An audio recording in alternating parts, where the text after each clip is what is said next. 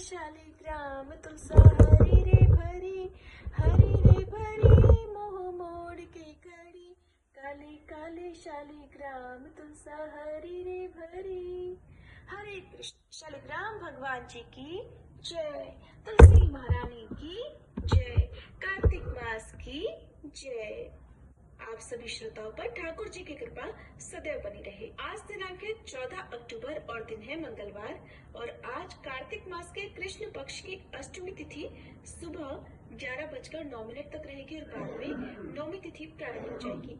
इसके अलावा आज पुनर्वसु नक्षत्र सुबह 11:54 तक रहेगा, बाद में पुष्य नक्षत्र प्रारंभ हो जाएगा और आज सिद्धि और साथ योग बन रहे हैं, यानी सर्वार्थ सिद्धि योग का निर्माण हो रहा है, जो कि बहुत शुभ माना जाता है। प्रिय श्रोताओं, आज आप सुनेंगे कार्तिक मास माहात्म्य का 8वां अध्याय। उससे पहले आपको कार्तिक स्नान की कहानी सुनाते हैं। इस कहानी को कार्तिक मास की पूर्णिमा से ठीक अगले दिन पढ़ने प्रतिपदा को पढ़ते या सुनते हैं। इस कहानी को कहने सुनने वालों के घर यदि नहीं हो तो उनका घर जल्दी बन जाता है। इस कहानी को कार्तिक मास में प्रत्येक दिन भी सुना जाता है। अब सुनिए चिड़ा और चिड़ी की कहानी। एक बार 4 चिड़िया थी। चारों कार्तिक स्नान करती थी। पड़वा आने पर चारों ने सोचा कि चलो खिचड़ी बनाएं। एक चिड़िया चावल लेकर आई, एक चिड़िया दाल लेकर आई, एक चिड़िया घी लेकर आई। सबने मिलकर खिचड़ी बनाई।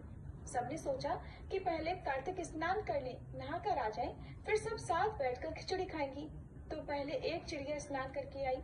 उसे जोर की भूख लग रही थी, लेकिन बाकी चिड़िया अभी तक स्नान करके वापस नहीं लौटी थी, तो उसने खिचड़ी की भाप खा ली, यानी भाप सूंघ कर अपना पेट भर लिया। दूसरी चिड़िया आई, उसे भी भूख लगी थी, तो उसने पानी पी लिया। तीसरी चिड़िया ने खिचड़ी खा ली और चौथी चिड़िया ने बची हुई खुरचन खा ली। कुछ समय के बाद चारों चिड़िया मर गई। जिस चिड़िया ने भाप खाई थी वो तो राजा के घर राजकुमारी बनी। जिस चिड़िया ने पानी पिया वो कुम्हार की लड़की बनी। जिस चिड़िया ने खिचड़ी खाई थी वो अगले जन्म में ब्राह्मण की लड़की बनी और जिस चिड़िया ने खुरचन खाई थी वह हथिनी बनी।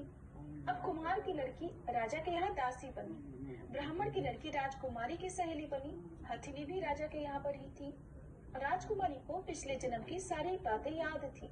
राजकुमारी का विवाह हुआ। जब वह विदा हो रही थी तो राजा से बोली, पिताजी मैं अपनी सहेली और दासी को भी साथ लेकर जाऊंगी। राजा ने कहा ठीक है, ले जाना। राजकुमारी फिर भी नहीं गई तो राजा ने पूछा अब तुम्हें और क्या चाहिए? तो वह बोली, पिताजी मुझे हथिनी भी चाहिए। तो राजा ने अपने नौकर को हथिनी को लाने भेज दिया, क्योंकि वह हथिनी किसी के बस में नहीं आती थी, किसी के कहे अनुसार नहीं चलती थी। जब वह हथिनी नहीं उठी तो राजकुमारी खुद चलकर उसके पास गई और उसके कान में पिछले जन्म की बात कही, जिसे सुनते ही वह हथिनी उठकर खड़ी होकर चल पड़ी। ये देखकर राजा बड़ा हैरान हुआ। सोचने लगा कि ये तो मेरी बेटी नहीं है, क्योंकि ये तो जानवरों से बात करती है। राजा ने सोचा कि शायद मेरी बेटी के रूप में ये कोई और बहुरूपिया है। तब राजा ने क्रोध के मारे तलवार निकाल ली और कहा कि सच सच बता तू कौन है, नहीं तो मैं तेरी गर्दन काट दूंगा। तब राजकुमारी ने अपने पिताजी से अपने पिछले जन्म की सारी बात कही। ये सुनकर सभी को बहुत हैरानी हुई। तब वह राजकुमार जिससे राजकुमारी का विवाह हुआ था ये सब देख रहा था।